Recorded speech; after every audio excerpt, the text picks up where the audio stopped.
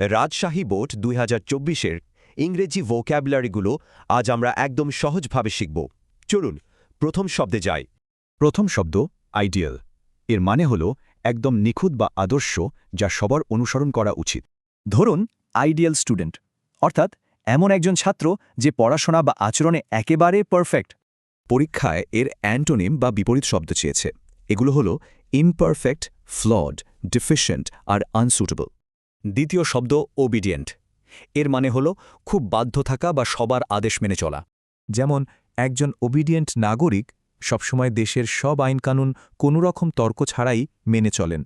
যারা নিয়ম ভাঙে তাদের বোঝাতে অ্যান্টোনিমগুলো হল ডিসওবিডিয়েন্ট, রিবেলিয়াস, ডিফাইয়েন্ট এবং আনরুলি। মনে থাকবে তো? তৃতীয় শব্দটি হল ডিরেইল।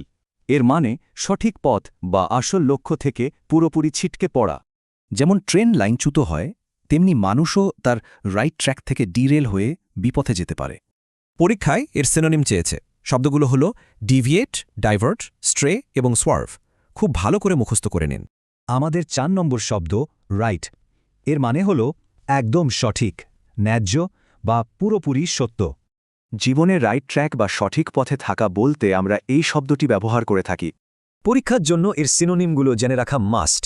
এগুলো হল কারেক্ট, প্রপার, অ্যাকুরেট এবং ট্রু। ৫ নম্বর শব্দ ম্যাটেরিয়ালাইজ। এর মানে নিজের কোনো স্বপ্ন বা চিন্তাকে একদম বাস্তবে রূপ দেওয়া। যেমন ধরুন, আপনি অনেক কষ্ট করে নিজের স্বপ্নকে ম্যাটেরিয়ালাইজ বা বাস্তবে রূপ দিলেন। এই শব্দের সিনোনিমগুলো হল রিয়ালাইজ, অ্যাকচুয়ালাইজ, অ্যাচিভ এবং ফুলফিল। পরীক্ষায় ভালো করতে এগুলো মনে রাখবেন। এরপর আছে ওয়ার্দি। এর মানে হল এমন কেউ যিনি সত্যি সম্মান বা প্রশংসার যোগ্য। যেমন সমাজে একজন সৎ ও পরোপকারী মানুষকে আমরা ওয়ার্দি সিটিজেন বা যোগ্য নাগরিক বলি। এর সিনোনিমগুলো হল ডিজার্ভিং, মেরিটোরিয়াস, প্রেইজওয়ার্দি এবং এলিজিবল। শব্দগুলো কিন্তু বেশ গুরুত্বপূর্ণ। আজকের শেষ শব্দ জিল। এর অর্থ হল কোনো লক্ষ্যের প্রতি তীব্র আগ্রহ বা প্রবল উৎসাহ।